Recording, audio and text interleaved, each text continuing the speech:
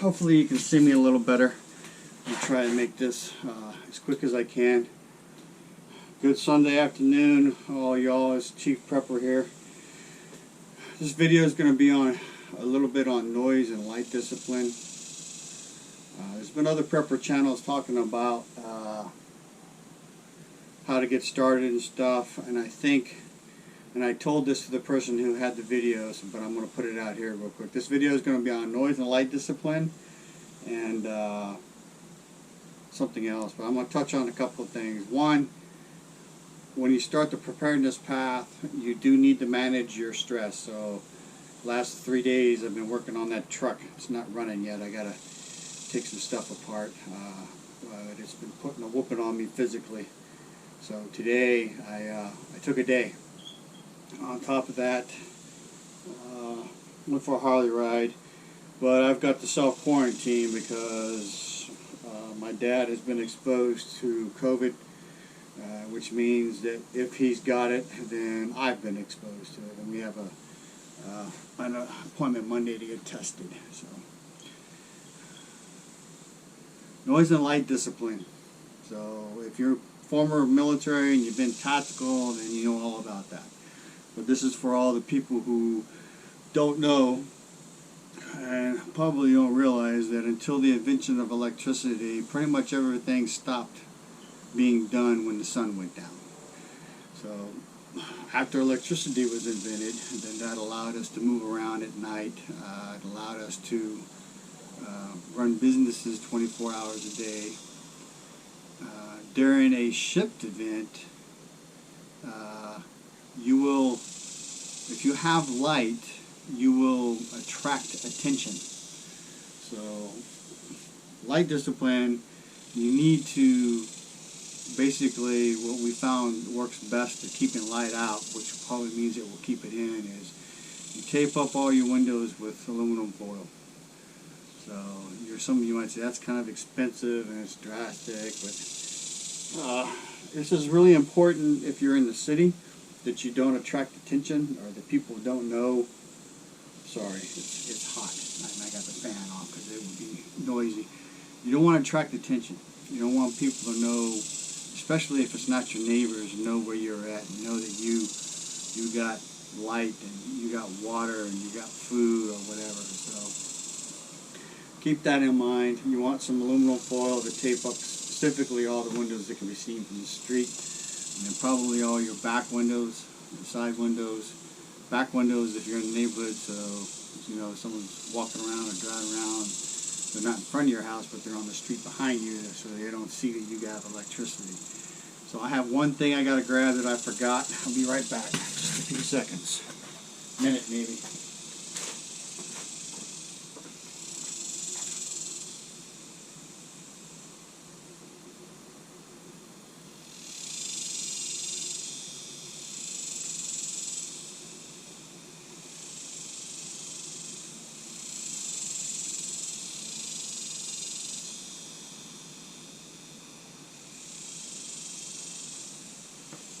Like I said, about a minute. I don't know if you can hear that, but about a minute. So what I have arrayed in front of me are different types of sources of light. So what I just went to grab, because I forgot to get it, is a solar light that has a switch on it. And basically, I just leave mine out. Probably need to clean them, but these are almost 3 years old. They still work.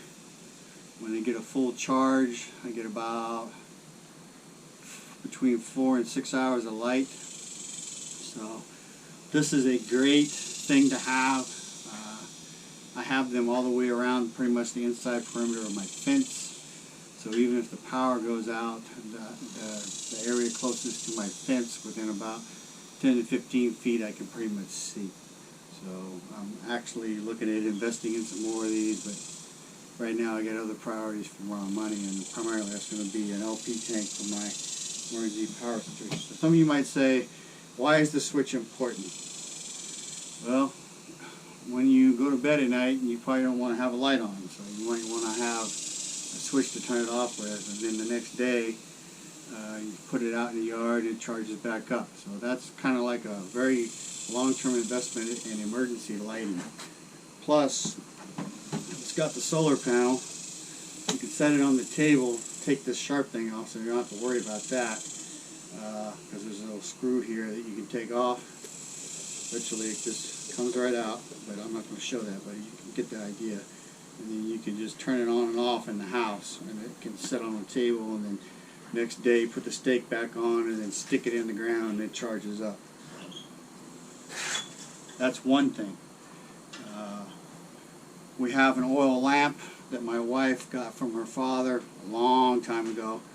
She didn't know if it worked. We put oil in it during the freeze and tested it, and it definitely burns.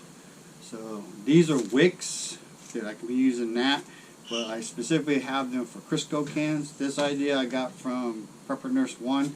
Just wanted to talk about lighting options. Very cheap Crisco can, leave it sealed. Right now, other than when they're out here right now, they stay in the house in a cool area. The day after I saw the video from Prepper Nurse 1, I went and bought them.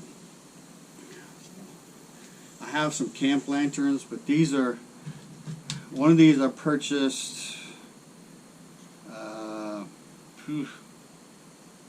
little over 2 years ago. They're called Goal Zero. They have a left turning switch and a 4-bar light indicator that says how much power they have. And then it's also variable intensity, which is kind of nice. If you crank it to the right, then it lights up both sides of the lantern. Again, you get 4 bars and a different intensity. And what's cool about these is they have magnets on them, so you can stick them on a piece of metal and it can light up stuff. The other thing is they are rechargeable, and they come with their own recharging cord that you uncoil and you plug in USB. I have a second one because I wanted a second one. During the freeze, we kind of realized that even though we had the lanterns from the yard, that these are kind of nicer to have. So some of you might say, well, what good is that going to do you during a shift? Well, recently I purchased a EV240 Bluetti, and I got my auxiliary solar panels in, and I can run my refrigerator and charge the Bluetti during the day in the sun. I still have to build the rack to mount the panels, but I've already tested the system, so I know I can get between 16 and 20 hours of power off of the Bluetti. So that means that basically I will be able to remove a refrigerator, at least during the summer months, or primarily summer months, from the grid. And it will give me 2,500 cycles roughly of discharging and charging. So during an extended shift event, I would eventually eat down my deep freeze, my other refrigerator. So then it would be important to be able to recharge my electronics. Some of you might say, well, why is that so important? The ability to see at night is what allowed us to be so lethal in the war.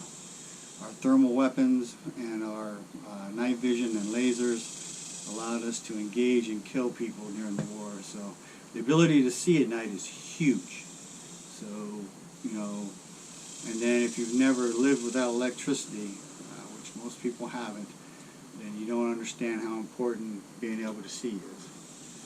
So, moving on. Phoenix PD35 flashlight.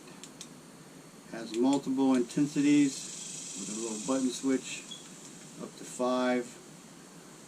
These is my oldest one. I have 2 newer ones that come with a little pouch to carry them in. They also have a clip. I don't know if you can see that. Clip it on your pants or inside a pants pocket. These 3 flashlights, the reason I have 3 is I wanted to buy battery, but I couldn't get just the battery. So I actually ordered a new flashlight, and it came with 2 rechargeable batteries. So what's kind of cool about this flashlight is it uses a rechargeable battery, but it can also use CR123As. So that the whole 2 is 1, 1 is none thing. So one of the things I did not cover just now was this flashlight has a red lens on it. Some of you might say, why do you want a red lens? Well, if you've ever been in the woods, or if you've ever been a part of the military, then red lens flashlights can be seen. You have to be a lot closer to notice them. A white beam can be seen like a mile away, even in the woods. So you kind of want to make sure people can't see you. So this is a Gander Mountain flashlight. The store that was here in town went out of business. Again, I've got a red lens on it. These are kind of cool because they have, again, multiple intensities, flash, and then they have SOS programmed into the flashlight. So that's kind of a thing. And a button to click it off. This has got a red lens on it that you can buy, and I have two.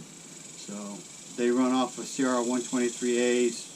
These two actually stay in my backpack. So I have two packs, one for me and one for my wife.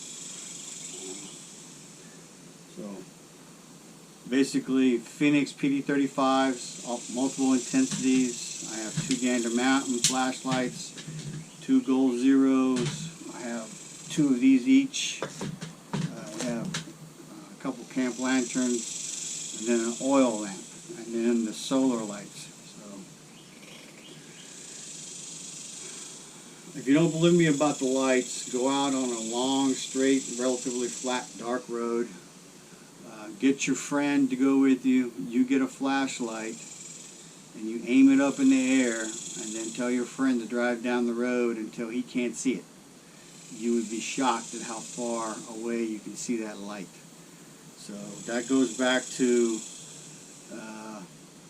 you know, if you're moving around at night and you got a white flashlight, then you may not be the only person moving around, and it will attract attention, and the attention you get may not be what you want. So just keep that in mind. There was something else I was going to say, and I can't remember what. It is hot, by the way.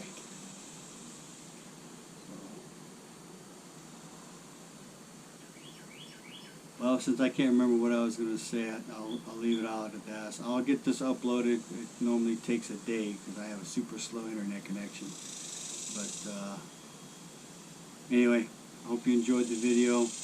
Keep in mind, you're also not going to want to make a lot of noise, even during the day. Because if the electricity goes out during a shit hits the fan event, then you would be surprised how quiet it will be without electricity and without, eventually people will run out of fuel. They won't be able to drive their cars, so you won't have road noise. So, you're going to want to keep kind of quiet if you're not going to want to draw attention. I will say you need to look at bugging in and bugging out because that's going to kind of dictate what you're going to do. And also that anything you use for camping, rustic camping, is the same things you're going to use for bugging out and bugging in for rustic, austere environments. So if you're not into camping, maybe start, learn how. I will be doing, probably the next video is on my fire kit that I have. And I may incorporate my bug out bag in that too. I don't know, that might make it a little long. I might do the fire and the sleep system I have and then do the bug out bag and explain how they're packed in each. So, anyway, I hope you enjoyed the video. Chief Prepper out. Crapping on my stuff.